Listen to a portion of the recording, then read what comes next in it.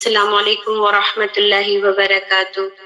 انشاءاللہ تعالی ہم 2 منٹ میں ریکیپ کر لیں گے جب تک ہماری بہنیں آ رہی ہیں، تو جلدی سے ہم شروع سے آیت دیکھ لیتے ہیں۔ ہم الحمدللہ سورہ ملک کی تلاوت کر رہے ہیں، اور سورہ ملک کو اپنی استطاعت کے مطابق اللہ سے اس دعا کے ساتھ کہ اللہ تعالیٰ ہمارے دل میں سورہ ملک کی ان تمام باتوں کو ڈال دے جس کی ہمیں ضرورت ہے۔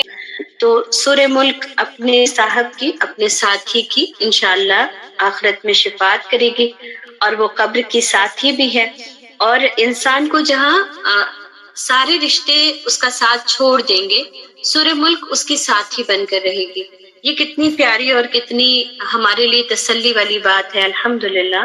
اس کے بعد یہ کہ تبارک الذی بیدہ الملک، ساری وہ ذات بڑی بابرکت ہے جس کے ہاتھ میں بادشاہت ہے اور وہ ہر چیز پر قادر ہے۔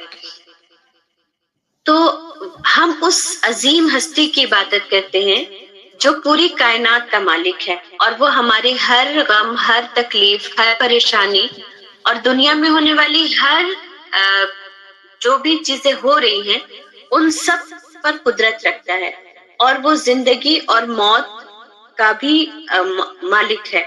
اسی کے ہاتھ میں ہے زندگی اور موت، اور اسی نے پیدا کیا ہے اسے۔ اور یہ کیوں کیا گیا؟ تاکہ وہ ہمیں چیک کر سکے، دیکھ سکے کہ ہم میں سے کون احسن عمل کرتا ہے، اور وہ غالب بھی ہے اور معاف کرنے والا بھی ہے، بخشنے والا بھی ہے۔ وہ جس نے 7 آسمان بنائے، اور وہ جس نے 7 آسمان اوپر نیچے پیدا کیے، اور انسان کو یہ کہا گیا کہ تم رحمان کی تخلیق میں کوئی فرق نہیں دیکھو گے۔ یہاں پر اللہ رب العالمین کی ایک دوسری صفت کا ذکر آیا، رحمان کا، یعنی اللہ کی جتنی چیزیں بھی ہیں، جتنی بھی مخلوق اللہ کی ہے، اللہ کی رحمت کا اس میں ظہور ہے۔ ہم اس میں اللہ کی رحمت کو محسوس کر سکتے ہیں۔ اور پھر یہ فرمایا کہ پھر نگاہ ڈالو اور تم اس میں کوئی درار نہیں دیکھ پاؤ گے، اور تمہاری نگاہ جتنا بھی تم دوڑا کر دیکھو، تم اس میں کوئی شگاف، کوئی خلل، کوئی کمی نہیں ڈھونڈ پاؤ گے۔ اور پھر بار بار تم اس کو کرو، ہے نا، اگین اینڈ اگین، ہے نا، کرتین، بار بار تم اس کو دیکھو، لیکن تمہاری نگاہ تھک کر پلٹ آئے گی، لیکن تم اس میں کوئی بھی کمی تلاش نہیں کر پاؤ گے۔ اور ہم نے اس کو اس طرح بھی سمجھا تھا کہ لوگ جتنی بھی تحقیق کرتے ہیں آسمانی دنیا کے اوپر، وہ اپنی تحقیق میں عاجز آ جاتے ہیں کہ وہ جتنا کرتے ہیں اتنا زیادہ وہ اپنے راز ان پر عیان کر کے اور کچھ اور راز ان کے سامنے کھول دیتی ہے۔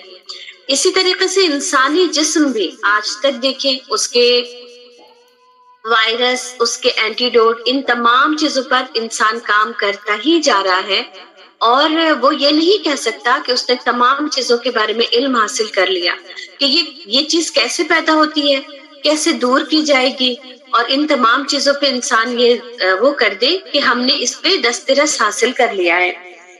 پھر اللہ نے فرمایا وَلَقَدْ زَيَّنَّا السَّمَاءَ الدُّنْيَا، اور وہ جس نے آسمان کو مزین کیا 7 چراغوں کے، بِمَصَابِیحَ 7 چراغوں کے، وَجَعَلْنَاهَا، اور بنایا ہم نے انہیں رجوماً، مارنے کی چیز، للشیاطین، شیطانوں کے لیے، وَأَعْتَدْنَا لَهُمْ عَذَابَ السَّعِيرِ، اور تیار کر رکھا ہے ہم نے ان کے لیے بھڑکتی ہوئی آگ۔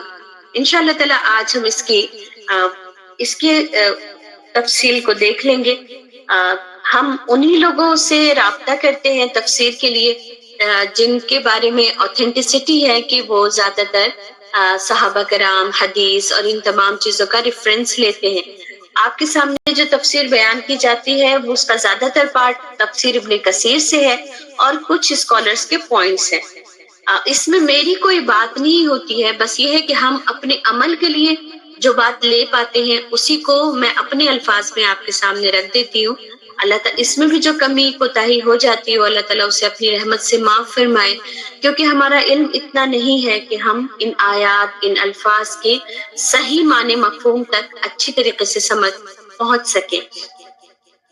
یہاں پر اللہ رب العالمین نے وَلَقَدْ زَيَّنَّا السَّمَاءَ الدُّنْيَا، اللہ نے فرمایا یہاں پر آسمان، چونکہ پہلے اوپر ذکر آ چکا ہے آسمان کا، لیکن اوپر ہم دیکھیں گے تو اللہ نے السماوات کہا، یعنی 7 آسمان، یہاں پر اللہ نے وَلَقَدْ زَيَّنَّا السَّمَاءَ یعنی آسمان کا سنگولر استعمال کیا ہے کہ چلو تم وہ ساتوں آسمان چھوڑ دو، تم صرف ایک آسمان کی طرف اپنی توجہ ڈالو کہ اللہ نے اسے کیسا بنایا ہے. تو اللہ نے اس کی بیوٹی کو بتایا کہ اللہ نے اسے مزین کیا، اللہ نے اسے زینت دی ہے. وہی زینت جو عورت اختیار کرتی ہے، وہی زینت جو ہم اپنے گھروں کو سجانے کے لیے کرتے ہیں. ہم اس میں بھی بہت ساری ڈیکوریشن کے پیسز لگاتے ہیں، اور سب سے زیادہ ہمیں خوشی لائٹس لگا کے ہوتی ہے. اور اللہ نے اسی کے بارے میں ذکر کیا کہ اس نے مزین کیا آسمان کو، کیونکہ ظاہری چیز ہی انسان کو دکھ رہی ہوتی ہے. اور پھر اللہ اور یہ بھی بتایا کہ اور کس سے مزین کیا، 7 چراغوں کے. یہ جو جگمگاتے ہوئے ستارے ہیں، یہ اللہ کی وہ تخلیق ہے جس سے اللہ رب العالمین نے آسمان کو مزین کر دیا، خوبصورت بنا دیا.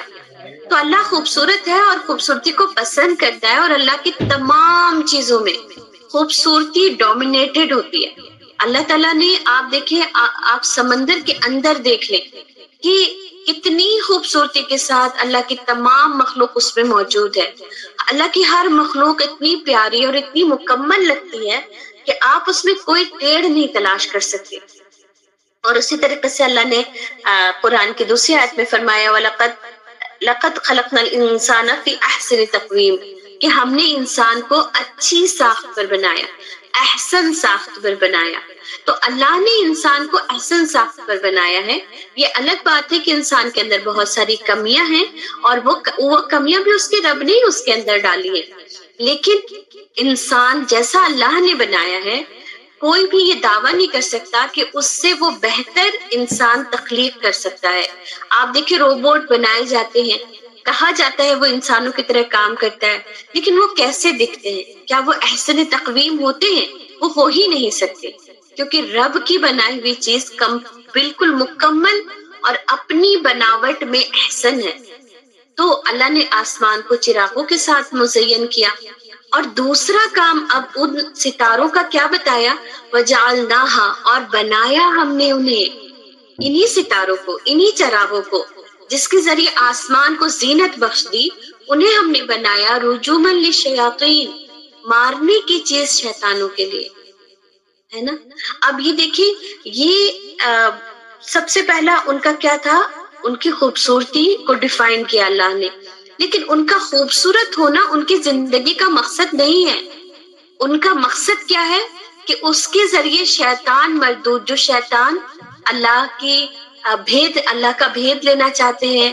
اور ہم یہ جانتے ہیں کہ ہم آسمان کی طرف ٹریول کرنے کے لیے ہمیں کسی سبب کی ضرورت ہوتی ہے، جیسے کہ ہوائی جہاز کی ضرورت ہو، پیراشوٹ کی ضرورت ہو.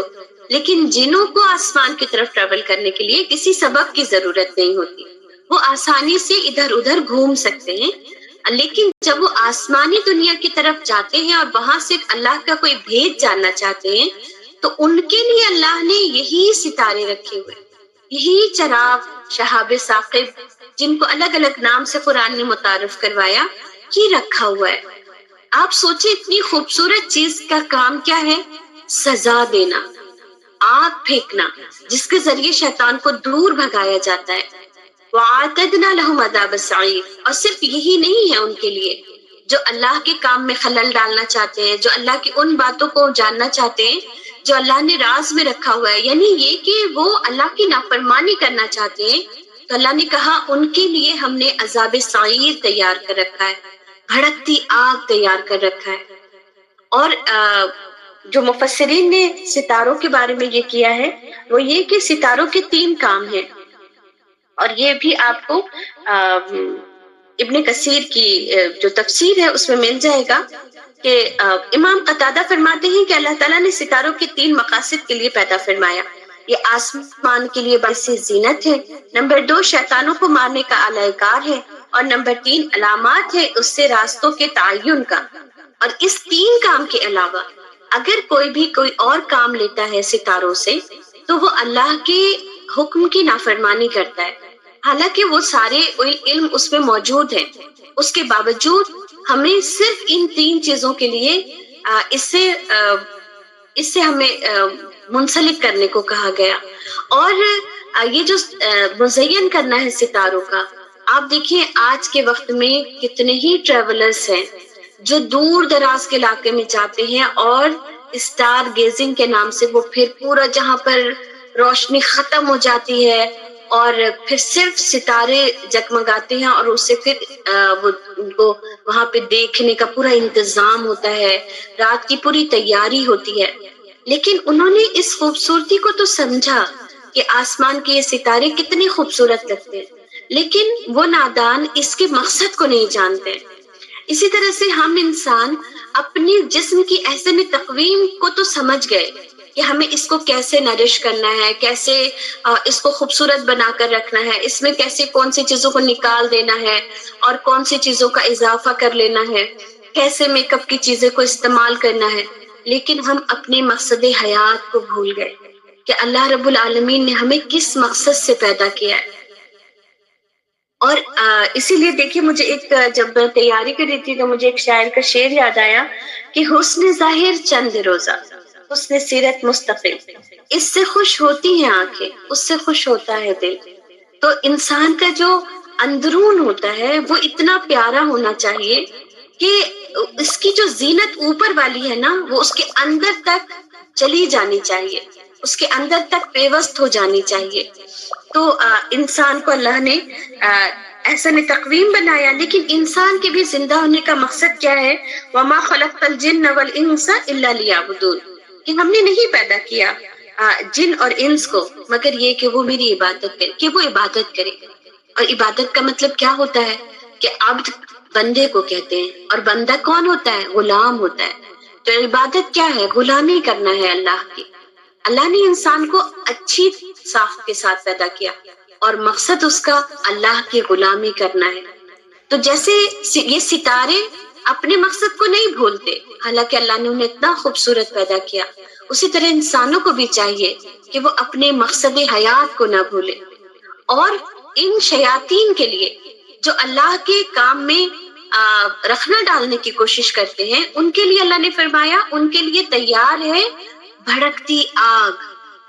اور آگے کی آیت دیکھ لیں، وَلِلَّذِينَ كَفَرُوا، اور ان لوگوں نے جنہوں نے کفر کیا، بِرَبِّهِمْ، اپنی رب سے، عذاب جہنم، ان کے لیے جہنم کا عذاب ہے. اب اللہ تعالیٰ شیاطین کی بات کر رہا تھا، جنوں کی بات کر رہا تھا، تو یہ کیسے ہو سکتا تھا کہ جس کا مخاطب سب سے پہلا انسان ہے، اس کلام کا سب سے پہلے سننے والا انسان ہے، اس کی بات نہ کی جاتی.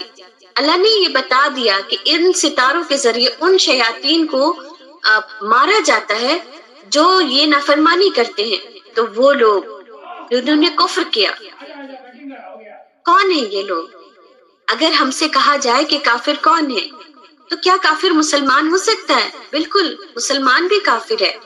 وہ تمام انسان جن کے کانوں تک اللہ کی بات پہنچ گئی، چاہے وہ مسلمان ہو یا غیر مسلم ہو، وہ کافر ہیں. ان کے کانوں تک بات پہنچ گئی اور انہوں نے اللہ کے حکم کا انکار کر دیا، چاہے وہ عملی طور پر ہو یا اپنے زبان سے ہو، وہ یہ تمام کافر کی کیٹیگری میں آ جائیں گے. اللہم لا تجعلنا منہم. اللہ تعالیٰ ہمیں ان لوگوں میں سے نہ بنائے کہ جن کے سامنے اللہ کا فرمان آ جائے، اللہ کی بات آ جائے، اللہ کا حکم آ جائے اور پھر وہ اپنی منمانی کرے. اللہ نے ان کے لیے کیا فرمایا؟ بربہم، ان کے رب کی طرف سے. اچھا، یہاں پر اللہ رب العالمین نے تو ڈکلیئر کر دیا کہ تم میرا انکار کرو یا اقرار کرو، میں ہی تمہارا رب ہوں. اچھا، انسان ایسے نہیں کرتے. انسانوں کو جب کسی پہ غصہ آتا ہے تو کیا کہتے ہیں؟ آج سے میرا اور تمہارا رشتہ ختم. لیکن اللہ رب العالمین اپنے بندوں سے رشتہ ختم نہیں کرتا. اللہ بس بتا دیتا ہے کہ یہ کام نافرمانی کے ہیں، لیکن میں رب اب بھی تمہارا ہوں. اور پھر کیا کہا کہ عذاب جہنم، ان کے لیے جہنم کا عذاب ہے. عذاب السعیر، بھڑکتی آگ کا عذاب. عذاب جہنم، جہنم کا عذاب. میں نے اسی لیے اس کو روک لیا تھا کیونکہ شیطان کس سے بنا ہوا ہے؟ آگ سے بنا ہوا ہے. اور آگ کو جب آگ میں ڈالا جائے گا تو وہ کیسا بھڑکے گی.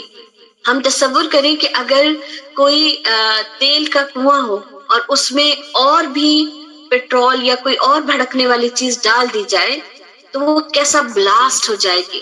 جیسے ہمارے گھروں میں کبھی اللہ نہ کرے خدا نخواستہ آگ لگ جاتی ہے اور اگر سلنڈر ہوتا ہے تو اس فلیٹ کا اس گھر کا کیا حشر ہو جاتا ہے. اللہ نے اسی لیے وہاں اوپر جہنم کا ذکر نہیں کیا. اللہ نے کہا عذاب ہے بھڑکتی آگ کا، کیونکہ اللہ عذاب بھی ہر ایک کو اس کی حساب سے دے گا. اللہ کے عذاب میں بھی بہت اعتدال ہے. ولی الذین، اور یہاں پہ جب انسانوں کی بات کی گئی تو کہا عذاب جہنم. جہنم کے بارے میں تفصیل جو ملتی ہے وہ یہ ہے کہ ایسی جگہ جہاں بہت سارا کوڑا کچڑا ہو، بہت سارا ایسا گند والا مٹیریل جمع کیا گیا ہو، اس سے یہ جہنم کا لفظ بنا ہے. وبئس المصیر، اور کتنا برا ٹھکانہ ہے. کون انسان ایسا ہے کہ جسے گندگی میں رہنا، گندگی کو انہیل کرنا، گندگی میں کھانا، گندگی میں سونا پسند ہو؟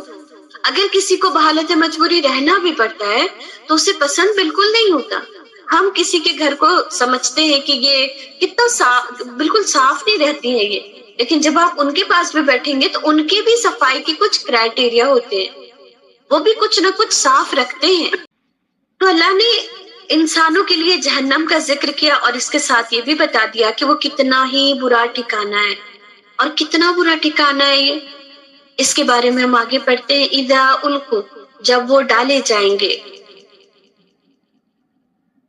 فیہا، اس میں، سمعوا، وہ سنیں گے، لہا، اس کا، شہیقاً، چلانا، دہاڑنا، وہی تفور، اور وہ جوش کھا رہی ہوگی اور وہ جوش مار رہی ہوگی. اب یہاں پر جب اللہ نے فرمایا نا کہ اذا القوا، وہ ڈالے جائیں گے. اچھا، کوئی بھی چیز ہم ڈالتے ہیں تو اوپر سے نیچے کی طرف آتی ہے. یعنی ڈالنا کبھی بھی ایسے نہیں ہوتا کہ جیسے اوپر کی شیلف میں اگر کچھ رکھنا ہو تو ہم یہ نہیں کہتے یہاں ڈال دو، ہم کہتے یہاں رکھ دو یا یہ اوپر رکھ دو، ایسے کر دو، ہے نا. لیکن جب ہمیں ڈالنا ہوتا ہے تو جیسے ہانڈی میں مسالہ ڈال دو یا ڈسٹ بن میں کوڑا ڈال دو، تو ہم ڈالنے کا ذکر تب کرتے ہیں جب ہمیں کوئی بھی چیز اوپر سے نیچے پھینکنی ہوتی ہے. اور اسی لیے ہم دیکھتے ہیں کہ جب بھی ہم جہنم کا ذکر کرتے ہیں تو ہمیں اپنے آپ تصور آتا ہے ایک گہرا اندھیرا بالکل گڑھا، جہاں ہم پھینکے جا رہے ہوں، جہاں ہم گرتے جا رہے ہوں. اور مجھے تصور آ رہا تھا کہ ہم میں سے ہر ایک نے ایسا خواب ضرور دیکھا ہے کہ جس میں ہمیں محسوس ہوتا ہے کہ ہم کھائی میں گرتے جا رہے ہیں، گرتے جا رہے ہیں، گرتے جا رہے ہیں، اور بالکل نیچے گرنے ہی والے تھے کہ آنکھ کھل جاتی ہے. اگر اس خواب کا تھوڑا سا مطلب سمجھے تو ہم اپنی زندگی کے کاموں میں الجھتے ہوئے جہنم کے اتنے قریب ہوتے جا رہے ہیں، گرتے جا رہے ہیں، گرتے جا رہے ہیں. پھر اللہ آنکھ کھلوا دیتا ہے کہ دیکھو تم ابھی زندہ ہو، ابھی سمجھ لو کہ تمہیں یہاں رہ کر اب وہ کام کرنے ہیں، وہ احسن عمل کرنا ہے جس سے اللہ کے یہاں اوپر اٹھ سکو، اللہ کے یہاں عذاب کے نہیں اللہ کے اجر کے مستحق بن سکو. تو اور جہنم یہ کیسی ہے؟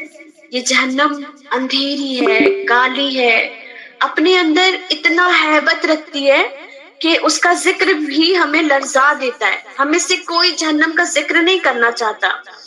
اور اسی لیے استاذہ کہتی ہیں کہ جب جہنم کی بات کی جاتی ہے تو لوگ کہتے ہیں اتنا نہ ڈرایا کرو. لیکن اگر اتنا نہ ڈرایا جاتا تو جو آج حالات ہیں ہمارے، اگر نہ ڈرایا جاتا تو ہم کس حال میں ہوتے. اتنا ڈرایا جانے کے باوجود ہمیں کوئی بھی نافرمانی کرتے ہوئے جہنم نہیں یاد آتا. ہمیں کوئی بھی بات نہ مانتے ہوئے اللہ کی یہ نہیں یاد آتا کہ کہیں اللہ ناراض نہ ہو جائے. کیونکہ اللہ نے یہاں پر تو یہ کہا ہی نہیں کہ مسلمان جہنم میں نہیں جائیں گے. اللہ نے کہا وہ لوگ جو کفر کرتے ہیں ان سب کے لیے جہنم کا عذاب ہے اور اس میں ڈالے جائیں گے وہ. اور وہ کیسی ہے کہ جہنم کے بارے میں جو اذا القوا فیہا سمعوا، اور جب وہ ڈالے جائیں گے اس میں تو وہ دہاڑ سنیں گے اس کی. تو سب سے پہلا عذاب کیا ہے؟ اس کا دہاڑنا. اس کا اس ہیبتناک آواز کا انسان کو سننا. اور یہ اتنی تکلیف دہ بات ہے نا کہ اگر ہم سوچیں کہ کیوں ایسا ہوا کہ سب سے پہلے سننے کا عذاب دیا گیا انسان کو.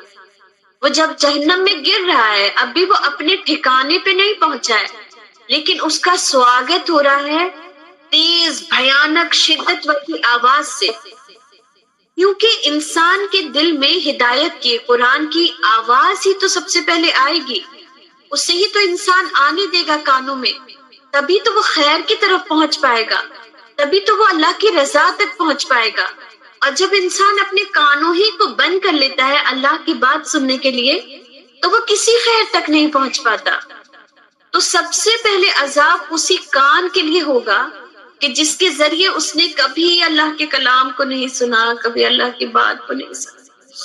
مجھے ایسے لگتا ہے کہ ہمیں ان تمام وقت پر توبہ کر لینی چاہیے جب ہمیں اللہ کی کسی بات کو کسی کے منہ سے سنتے ہوئے نیند آ گئی، کبھی کسی کی بات کو سنتے ہوئے یہ لگا کہ مجھے تو ان کی بات اچھی نہیں لگتی یا سمجھ نہیں آتی، یا ہم نے اس کان کو کتنا اللہ کی بات سننے کے لیے استعمال کیا، کتنا پرسنٹ اپنی زندگی میں، اور کتنا پرسنٹ ہم نے اسے دوسری باتوں کو سننے کے لیے کیا ہے. اللہ کی تو ساری آیات اتنی کھلی کھلی ہیں کہ اس میں کسی اس کی مطلب کوئی ایسی بات نہیں ہے جو سمجھ میں نہ آ رہی ہو، اتنی واضح اور اتنی کلیئر ہے کہ ہم ان باتوں کو سمجھ سکتے ہیں اچھی طریقے سے. اور یہ سورہ ملک ہے. ہمیشہ کسی بھی آیت کو سمجھتے ہوئے یہ یاد رکھنا ہے ہمیں کہ یہ ہم روز پڑھتے ہیں، یہ ہم روز اللہ سے اس سبق کو دہراتے ہیں کہ اذا القوا فیہا، کہ اس میں ڈالے جائیں گے وہ جنہوں نے کفر کیا ہے نا آپ کے ساتھ، آپ کی باتوں کو نہیں سنا ہے، آپ کی باتوں کو نہیں مانا ہے، آپ کے حکم کو نہیں مانا ہے. تو اللہ کا وعدہ ہے کہ میں ڈالوں گا اسے، میں ضرور ڈالوں گا اس کو اس آگ میں کہ اس کی دہاڑ اس کو سنو گے اور وہ جوش مار رہی ہوگی. جوش مارنے کے بارے میں جو اس کی وہ مفسرین اس کے بارے میں بیان کرتے کہ امام سفیان ثوری رحمت اللہ علیہ نے فرمایا کہ جہنم اس کے ساتھ اس طرح جوش مار رہی ہوگی جس طرح زیادہ پانی میں تھوڑے دانے جوش مارتے. یعنی یوں معلوم ہوتا ہے کہ جہنم جہنمیوں پر ناراض ہو رہی ہوگی اور غصے کے باعث پھٹ پڑنے والی ہوگی.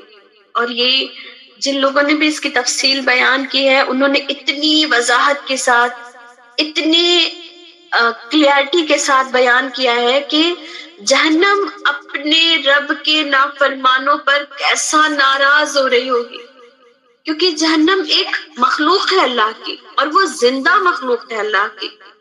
وہ اللہ سے بات کرتی ہے، وہ اللہ سے فریاد کرتی ہے، وہ اللہ سے اپنے لیے کچھ مانگتی ہے. اس کا مطلب ہے کہ وہ زندہ ہے.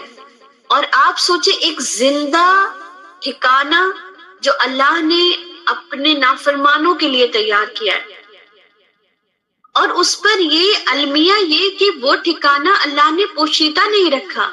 اللہ نے انسانوں کو بتا دیا ہے کہ تو ایک ٹھکانہ ہے جو اللہ کے نافرمانوں کے لیے ہے. پھر بھی نافرمانی کرتے ہوئے وہ ٹھکانہ یاد نہیں آتا ہمیں. ہمارے دل کتنے ہی سخت ہو گئے. ہم اللہ سے مانگنا تو ہمیں یاد رہتا ہے، اللہ سے اتنی نعمتیں مانگتے ہیں لیکن اللہ سے گڑ گڑا کر اسی طریقے سے جہنم کے عذاب سے نجات نہیں مانگ پاتے. اس رمضان، اب رمضان کے شب قدر آئے گا، اللہ تعالیٰ ہمیں وہاں تک پہنچائے. بہت کوشش کریں گے ہم انشاءاللہ تعالیٰ کہ اللہ سے جہنم سے دوری مانگ لے. اللہ تعالیٰ ہمیں اس جہنم کا دیدار بھی نہ کرائے. اللہ تعالیٰ ہمیں اس جہنم کی جو یہ آواز کا عذاب ہے اس سے اللہ تعالیٰ ہماری حفاظت کر دے. یہ جو خبریں ہیں یہ اللہ رب العالمین نے ہمیں اسی لیے بتائی ہیں تاکہ ہم دنیا میں الرٹ ہو جائیں. اللہ نے اسی لیے ہمیں بتایا کہ تاکہ ہم ان تمام غلطیوں پر شرمندہ ہو کر اللہ رب العالمین سے رو رو کر معافی مانگ لیں اور اپنے لیے وہ ٹھکانہ تیار کروائیں، وہ ٹھکانہ اپنے لیے بنائیں جس سے اللہ نے جنت الفردوس کہا ہے. دیکھیں آپ جب جنت کی بات کرتے ہیں تو اس میں درجات کی بات ہوتی ہے، اوپر اٹھنے کی بات ہوتی ہے کہ پڑھتا جا اور چڑھتا جا. لیکن جب جہنم کی بات ہوتی ہے تو اس میں یہی ہوتا ہے کہ اذا القوا، یہ وہ ڈسٹ ہے، یہ وہ بیکار چیزیں ہیں کہ جس طرح ڈسٹ بن میں کیلے کا چھلکا ڈال دیتے ہیں، جس طرح ڈسٹ بن میں دن بھر کا کوڑا کچرا ڈال دیتے ہیں، اسی طرح میرے بندوں میں یہ وہ لوگ ہیں جو کوڑا کچرا ہے، انہیں ڈال دو، جہنم میں ڈال دو۔ ہمیں لگتا ہے کہ ہم اللہ کی نافرمانی کر رہے ہیں، لیکن ہمیں یہ سمجھ نہیں آتا کہ اس کے بدلے میں جو اللہ ہمارے ساتھ کرے گا وہ بالکل کسی عدل کے بغیر نہیں ہوگا۔ ہم اس کے بعد ان آیتوں کو بھی سمجھ لیں گے تب ہمیں سمجھ آئے گا کہ اللہ کا جو عذاب ہے اس میں بھی بہت عدل ہے۔ اللہ عذاب اتنا ہی دے گا جتنا انسان نے خطا کی ہوگی، لیکن اللہ جب جزا دے گا تو بہت گناہ بڑھا کر دے گا، کیونکہ اللہ رب العالمین نے اسی سورہ میں یہ فرما دیا تھا کہ یہ رحمان کا یہ سارا جو نظام ہے یہ تمہارے رحمان کا بنایا ہوا ہے۔ وہ رحمان جس کے اندر رحمت ہے اور تم سے وہ محبت کرتا ہے، اس نے یہ تمام چیزیں اس لیے نہیں بنائی، اس لیے نہیں بتائی تاکہ تم نافرمانی میں اور بہت آگے چلے جاؤ، بلکہ اس لیے بتائیں تاکہ تم اپنے اصل ٹھکانے کی فکر کر سکو، اصل ٹھکانے کو بہتر بنا سکو۔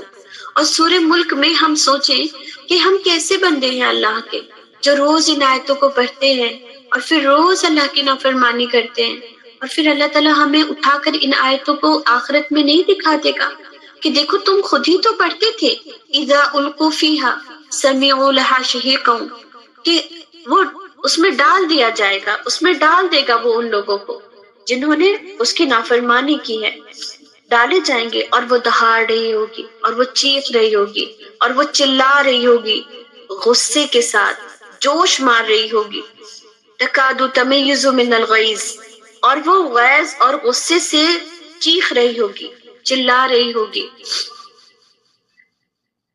آج ہم انشاءاللہ تعالیٰ یہیں تک رکھیں گے اور کل کی کلاس میں شاید کو انشاءاللہ میں کمپلیٹ کروں گی، لیکن بس اللہ سے یہ دعا ہے کہ اللہ تعالیٰ ہمارے ان تمام کمیوں کو تاہیوں کو پروردگار ہماری کمی کو تاہی سمجھ لیجیے گا، نافرمانی نہ سمجھے گا، اور ہماری ان تمام غلطیوں کو ہمیں یاد دلوا دیجیے، دکھا دیجیے جو کفر کے درجے میں آ جاتے ہیں، اور اللہ کے جتنے بھی احکام ہیں اس کو ہمیں صحیح ڈھنگ سے سمجھنے والا، تبھی ہم کفر نہیں کریں گے۔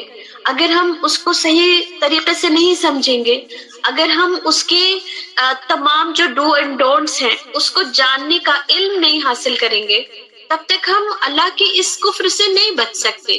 اس لیے ضروری ہے کہ ہم اپنے علم کی بھی فکر کریں، اپنے عمل کی بھی فکر کریں، اپنی سوچوں کی فکر کریں، اور کیسی صحبت ہم نے اختیار کر رکھی ہے، کن لوگوں کے درمیان ہم اٹھتے بیٹھتے ہیں، کون سی باتیں زیادہ سنتے ہیں، اس کی بھی فکر کریں، کانوں میں اچھی باتیں جائیں، اور اللہ کی نافرمانی ہر بات میں یاد رکھیں، چاہے وہ اللہ کے احکام کی بات ہو اور چاہے وہ بندوں کے سے تعلق رکھنے والی بات ہو۔ انسان جب ان عذاب کو پڑھتا ہے نا تو یہ لگتا ہے کہ اللہ نے اتنے سخت عذاب کیوں رکھے ہیں، اور ایسا کیا گناہ کر دیا انسانوں نے کہ ان کو اتنی خطرناک جگہ پر رکھا جائے۔ دیکھیں جب ہم انسانوں کے دل دکھاتے ہیں، جب ہم انسانوں کے ساتھ زیادتیاں کرتے ہیں، جب ہم انہیں بغیر مارے ہوئے ان کی غیبتیں اور ان کی بہت ساری برائیاں کر کے انہیں قتل کر دیتے ہیں، تو یہ جو گناہ ہے یہ بھی بہت بڑے ہوتے ہیں، اور اس وقت جو اس انسان کا دل دکھ رہا ہوتا ہے، اس کے حق میں جو زیادتی ہو رہی ہوتی ہے، اس کا رواں رواں فریاد کر رہا ہوتا ہے اللہ سے کہ اللہ تعالیٰ اس انسان کو نہیں چھوڑیے گا، تو اللہ اپنے بندوں کی کیسے نہیں سنے گا؟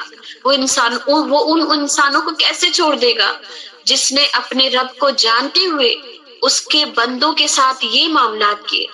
تو ہمیشہ یاد رکھیں کہ اللہ عبادتوں کی وجہ سے ایسی پکڑ نہیں کرے گا، اللہ ہماری ان نافرمانیوں کی وجہ سے ایسی پکڑ کرے گا جس کو کرتے ہوئے ہمیں احساس ہی نہیں رہا کہ میرا رب مجھے دیکھ رہا ہے۔